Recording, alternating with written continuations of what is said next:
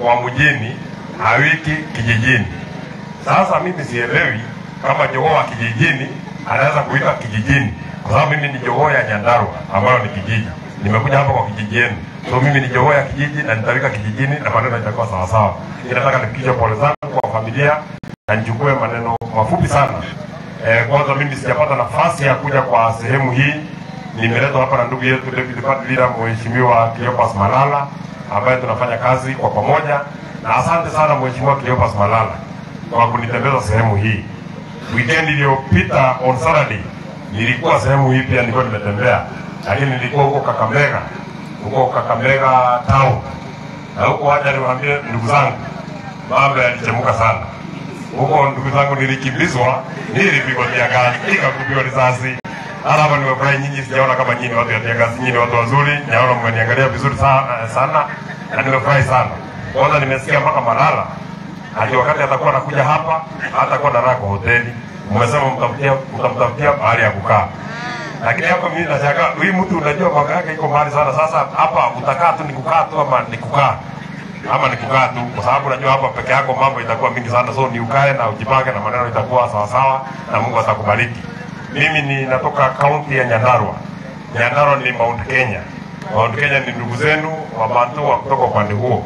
Nimekuwa nikitembea Kenya hii. Mimi kwa wale wajui, mimi ndio senator mdogo sana Kenya nzima. Mimi nikaguliwa na watu ya Nyandarua mwaka 30. Wakanifanya senator wao na mimi nashukuru sana. Na nimekuwa watu ya mstari ya kwanza ya kupigia William Ruto kura ilikuwa ni sisi. Sisi tulipigia William Ruto kura Mheshimiwa Malala 100%. Sisi alituambia atatuingiza ndani ya wheelbarrow. Na tukikuwa ndani ya wheelbarrow tena atatuinua juu. Sasa sisi tulikuwa ndani ya wheelbarrow na tuinuliwe juu. Na mimi naona huyo William Ruto ni mtu yake.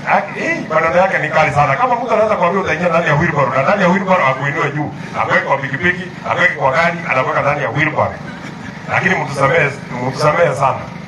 Mseme sisi tulidanganywa. Sisi ni watu tu binadamu wa kawaida. Kama alidanganya hao viongozi, nilisikia anakuja hapa anaiba Ngwa. Kama anadanganya watu ya kanisa hawa, sisi ni nani wenye hatujakumwagilia mafuta? Sisi sawa tu ni mtu ya kudanganya mtu yote tu, ni sawa sawa. Tujikaza na Mungu atatusaidia. Nimekuwa nikitembea Kenya Mheshimiwa Malala. Hata siku hiyo nilikuwa nimekuja Kakamega. Kwa sababu ile mtu anasema nimefanya maendeleo Kenya nzima. So pale kwa Nyandarua maendeleo sijapata. Mimi nimetembea Mount Kenya sijapata maendeleo.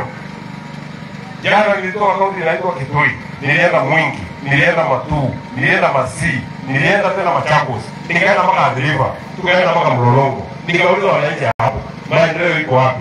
Hawaniambia hawajapata. Sasa nimekuja hapa, mimi najua nyinyi watu ya William Ruto, kwa hivyo maendeleo ilikuja hapa. Maendeleo imefika hapa? Hapana, maendeleo iko hapa. Maendeleo ya William Ruto ililetwa hapa. So nyinyi ndio mlikuwa maendeleo ya Kenya, kwa sababu alisema ataweka pesa mfukoni, akaweka watu hapa kwa balance. Hapo ndio nyinyi mliwekwa pesa mfukoni, sema na hiyo.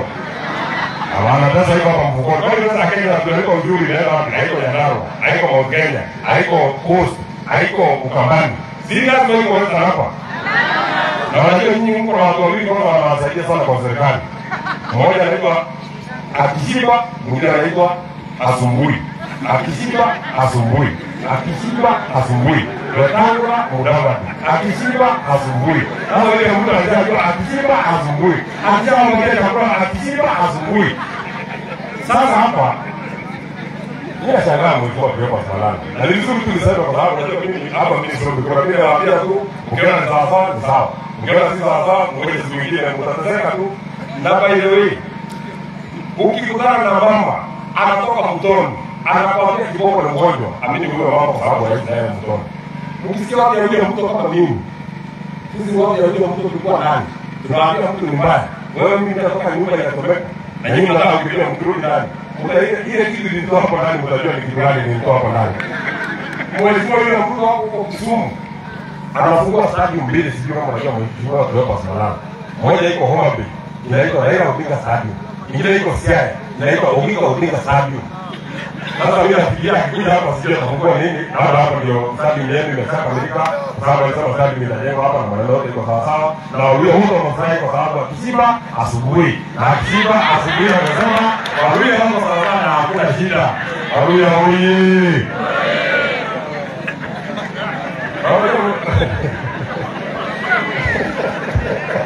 akishiba hasuburi. Barabara huko nyinyi mnaona, ukifungulia TV jioni hapo huko Nyanza, barabara kafungua, barabara ya lami iko sawa sawa, inaiko sawa sawa. Akikuja hapa anasema ni akishiba hasuburi. Kwa sababu hapa akishapata wakangu na mtu yake, wakishapata watu wote wamepata. So mimi nataka niwaulize, mkubalie siku ile watu ya hapa area hii walishikana na watu ya Mount Kenya, na mnajua siku ya kijana Michael kijana wa Maru na mtu anaitwa Mwai Kibaki, ilikuwa mwaka wa 2002. Mimi siku hiyo nilikuwa mtoto wa mwaka 10. Mimi hata siku najua nyinyi mlikuwa mnajua, lakini mimi najua watu hapa wakishikana na watu ya Mount Kenya, sisi tunatengeneza serikali ambayo Waluhya watapata heshima, Wakikuyu watapata heshima, na Wangoni watapata heshima. Na njia ya kuingia hapo, mimi nawaomba mulisikia huyu kijana anaitwa Cleophas Malala. Tunalisikia Cleophas Malala? Huyu kijana ni kijana tunatambua na tunaheshimu sana Nairobi. Nyinyi mnamheshimu hapa nyumbani? Wacha nione watu wanasema Cleophas Malala, Cleophas Malala, Cleophas Malala. Huyu kijana mtupatie sisi watu wa opposition.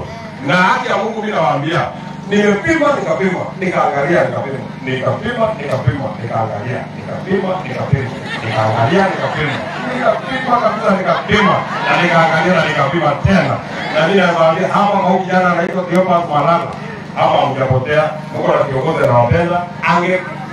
Leo hii huyu Cleophas Malala, kwa sababu ni huyu mtu anaamini maneno ya pesa.